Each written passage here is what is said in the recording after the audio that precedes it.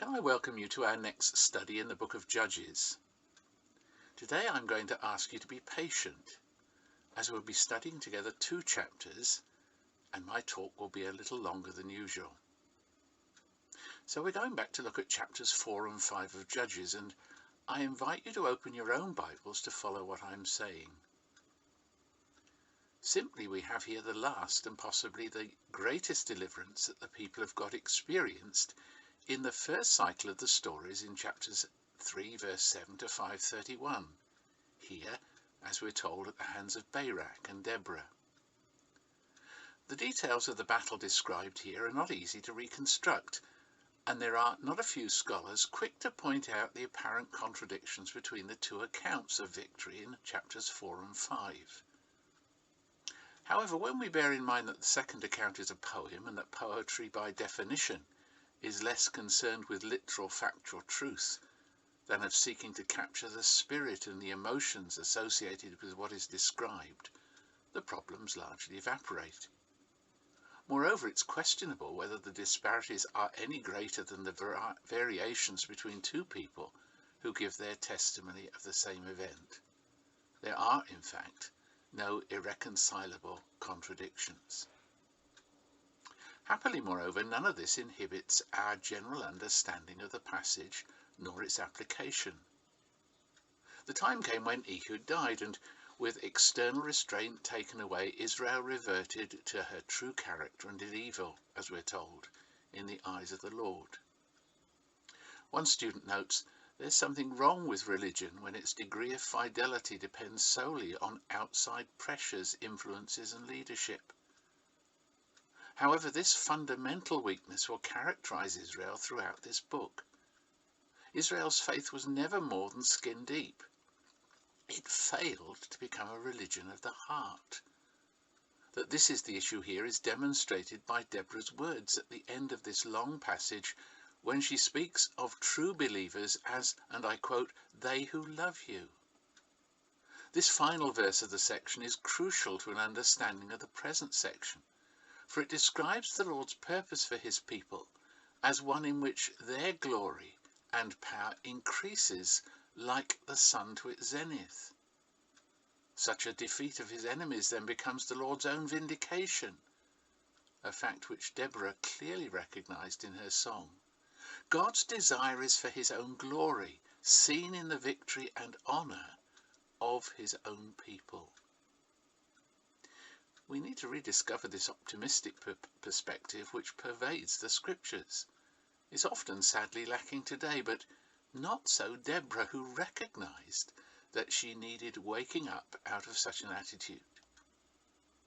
Yet we must not fail to notice that God would sooner deny his glory than have those who own his name fail to live for him alone and love him above all else. What then was the failure of the people at this point? The key word is again in chapter 4 verse 1. Wickedness is desperately unoriginal, and in Israel's case it varied only in that it got worse. Once again, the people were guilty of apostasy, but now they choose new gods, as we're told in chapter 5. But this apostasy was the result of unbelief.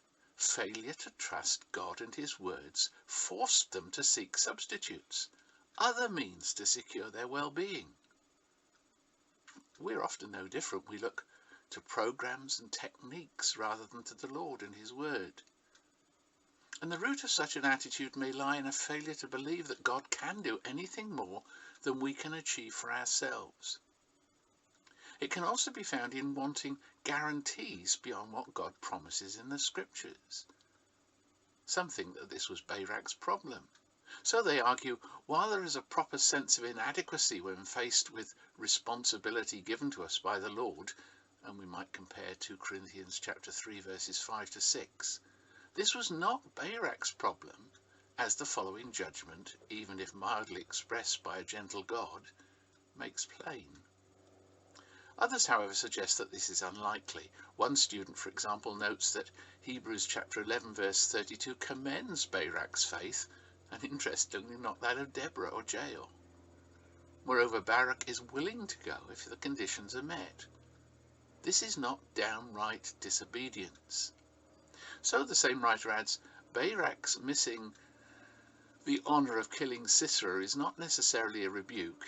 It's just as likely to be a plain statement of fact. In the light of all this, it's perhaps best to see Barak's faith as weak but genuine, and that he was seeking the assurances that most of us look for when God calls us to step out boldly for him. That he was willing to step out is all to his credit in the circumstances, since he was being invited to lead a small band of peasants without weapons against a crack professional army of enormous size. Note the repetition of 900 chariots in chapter 4 verse 3 and 10. Small wonder the writer to the Hebrews sees him as a champion of faith. However, if unbelief was not Barak's problem, it certainly had been that of the people as a whole. For over 20 years the people had done nothing, despite the fact that God had promised them the land occupied by their enemies, and emphasized that his glory and their blessing was at stake. We can, of course, sympathize with their reasoning. What use would 10,000 Israelites be against the enemy's many war machines? But the Apostle Paul could warn against seeking to live by appearances and not by faith. We refer especially to 2 Corinthians chapter 5 verse 7. And it is a fault to which we are inevitably prone. But we must recognize it for the sin that it is and place ourselves once and for all under the Word of God, under its promises and revelation of the character of God, and under the evidence of God's faithfulness in the past. Interestingly, the fact that it was Jabin, a king of Canaan, who reigned in Hatzor, should have given Israel pause for thought. Not only had God promised time and again that he would expel the Canaanites from the land, but as Joshua chapter 11 tells us, a former Jabin had been routed. The situation was clearly not hopeless if God was on his people's side. This passage emphasizes, however, the desperate consequences that result from a failure in God's people to trust him. They lost their honor, and the name and favour of the Lord was greatly obscured. They were subjected to war, weakness, and servitude. The oppression was severe, like the bondage of Egypt, where the same word found in chapter 4 verse 3 is also found. This has prompted one to say that times were so bad folks couldn't even travel safely. They had to take the back roads because thieves and thugs freeloaded on the highways. Israel was totally defenseless, having neither warriors nor weapons. When faith goes out the window, the same is always true.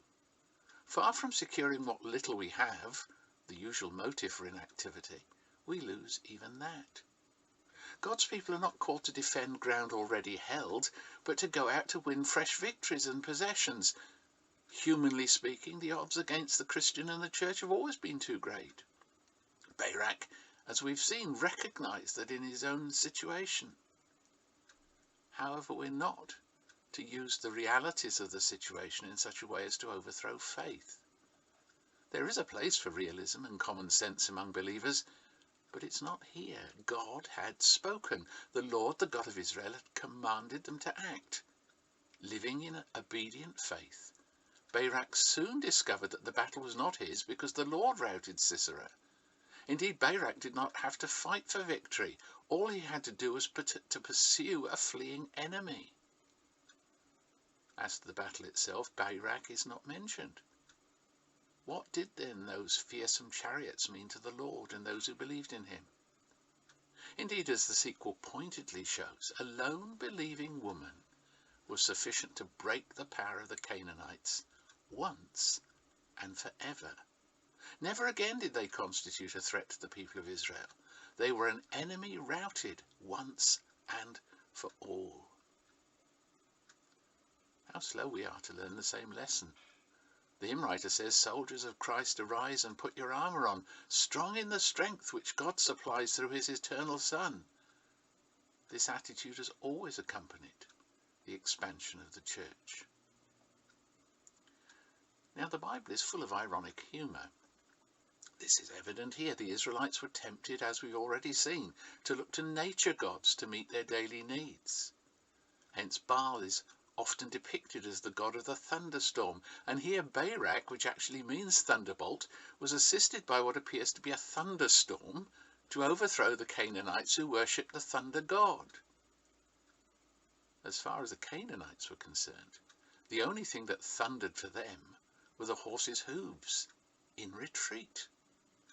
Perhaps we're intended to grasp at this point that, as one person puts it, all pagan religion is a cheap and perverted, we may add powerless, copy of the truth. A faithful leadership is a great blessing. Chapter 5 makes it clear that responsible, believing leadership can transform a cowering people into the horde who rush down Mount Tabor to victory. The people willingly offer themselves when the princes of Israel take the lead. Our world, of course, knows this well. A people are seldom more visionary and confident than their leaders, who are expected to show them an example.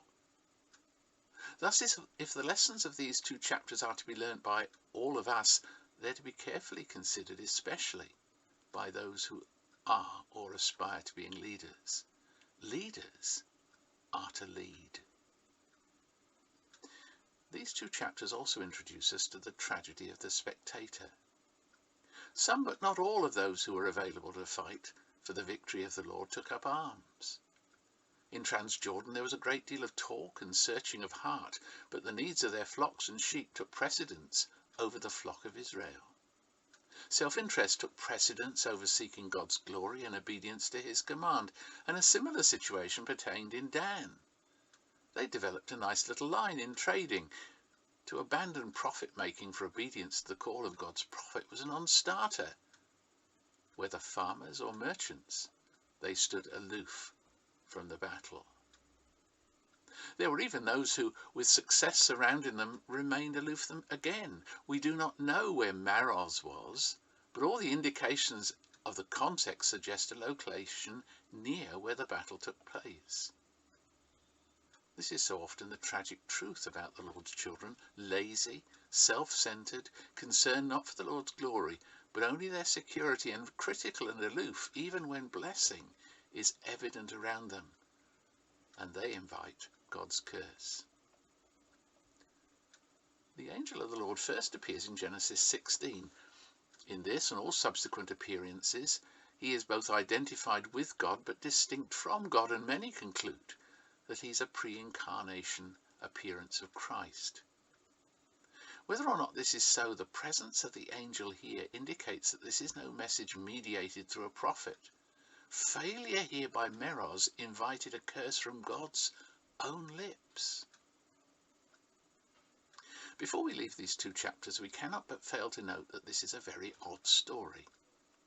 Deborah is both a judge and a prophetess who was leading Israel at the time, yet paradoxically, though scarcely any others of the judges are portrayed as the wise, mature and godly person that she is, she does not stand at the centre of the story.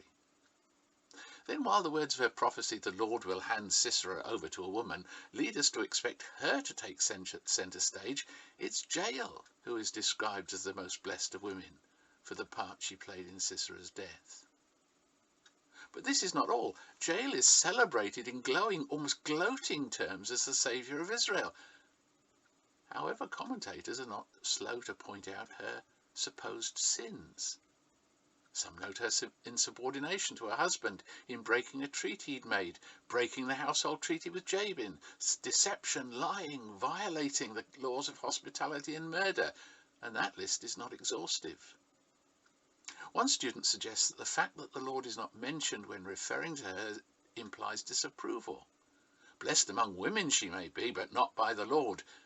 Another, however, says we cannot escape the clear approval of God for Jael's actions.